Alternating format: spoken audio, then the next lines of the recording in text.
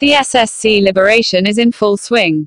June 6, 2018. By Osman Hassan. History is a witness to the misguided adventures and miscalculations of some leaders whose consequences have changed the course of the history of the nations. That was the case with Jamal Abdel Nasser, the president of Egypt, who in June 1967 closed the Gulf of Aqaba, Israelis' sea lifeline, and threatened to throw them into the sea, or so the Israelis claimed. His aim was to liberate Palestine. The result was the Six-Day War, in which the armies of Egypt and its allies, Syria and Jordan, were defeated and lost respectively Sinai, the Golan Heights and the West Bank, all still in Israelis' hands to the present day except for Sinai, which Israeli returned in exchange for a peace treaty with Cairo.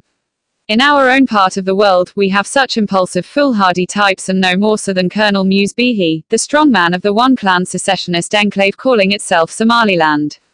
He succeeded Silanyo 6 months ago and took over a Somaliland that extended to all other occupied unionist clans, regions in the north of Somalia, former British Somaliland, except for the Bua-Udal, Kane region, which repulsed its attacks. Thanks to Silanyo's successful divide-and-rule policies, Sul was transformed into a safe vassal whose elite were falling over each other to compete as Hargeis's poodles, the likes of Bashir Mohammed Farah, the Speaker of Parliament, Bashir Ali Jama, Suleiman Ali Kaur and Yassin Faratoon, among others. But these quislings have been eclipsed by Ali Khalif Galaid's defection to Hargeisa to become the biggest poodle, ushering the demise of Khartoum, which he hitherto headed. Such successes on the ground and realpolitik considerations have persuaded the so-called Somalia's international partners to deal with the enclave as de facto government of the North rather than the renegade secessionist pariah it is from Somalia's perspective.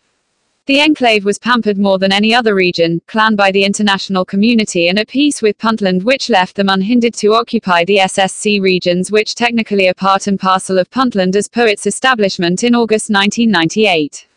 With such favorable state of affairs, a wiser visionary leader would have therefore built on his predecessors' achievements, in particular Silanyo's latter years' softly approach, and tried to extend and consolidate the rule of the one-clan enclave in the occupied SSC regions through soft power, persuasion and sheer bribing of elders. Colonel Bhi comes from a military background and more so as one of the leaders the clan's SNM rebel movement that rose against Siad Barre's government in the 1980s and contributed to its downfall. In that role, he committed crimes against humanity against the civilian population in the SSC and Ordal Unionist regions, and if there was accountability he would have been indicted at the International Criminal Court (ICC) in The Hague for his crimes. As such, he might have other qualities, but vision and statesmanship are certainly not part of them. Short of such prerequisite qualities for leadership and intellectual depth, his gut knee-jerk propensity in the face of challenges is to go for clan jingoism and the military option. With that background, Colonel Bihi persuaded himself that the mission for Somaliland, as a country separate from the rest of Somalia, would remain unfulfilled until the last Puntland foothold in the SSC regions was removed by force, and saw himself as the one leader who will go down in the annals of the enclave's history as the one who fulfilled that goal. This is his flawed rationale behind his attack and capture of Tukarak in January this year, taking it for granted that it would be a pushover, as an undefended customs outpost would be, and no different from when they invaded Lasganad in October 2007 and captured it from Puntland's defending forces without any resistance. Capturing Tukarak might have been a piece of cake, but keeping it like Lasganad with Puntland's acquiescence is a different story altogether. This time, the stakes are too high for Puntland, with Garor within Somaliland's artillery range from Tukarak, a threat they have to take seriously when some loose talk from the enclave's leading demagogues, notably Faisal Ali Warabe, who is close to Colonel Bihi and some say he is his mouthpiece, are threatening to attack it. For Puntland, this was an existentialist red line, and the enclave has gone too far this time for its own good. Colonel Bihi's refusal to withdraw his militia from Tukarak unconditionally served to force the hands of the normally prudent Puntland. Henceforth, it was no longer the withdrawal from the captured Tukarak customs outpost, but the whole SSC regions whose liberation was incumbent upon it, as they are legally a part of Puntland. Somaliland's invasion of Tukarak and refusal to withdraw from it has served as a much-needed catalyst that united the whole Puntland population on both sides of the old colonial border behind the liberation of the SSC regions, which is now in full swing. Abdiweli Gaz, until now no SSC liberation enthusiast, has this time little choice but to swim with the tide, all the more when election for his post is imminent. Vice President Abdi Hakim Abdullahi Haji Omar Kameh is the born-again Darwish spearheading this liberation as one who himself hails from the occupied SSC regions. Support for the liberation is now snowballing far and wide, forcing many collaborators to abandon Somaliland in hordes like rats deserting a sinking ship. Widespread demonstrations for the liberation and freedom rocked Lascanad, Buoudal, Bookame, Zudan, and in most SSC villages. In the face of these realities, the desperate, panicking occupying clan is resorting to indiscriminate brutal repression, with children and women detained at overcrowded prisons and open camps and released only when they are able to buy the freedom.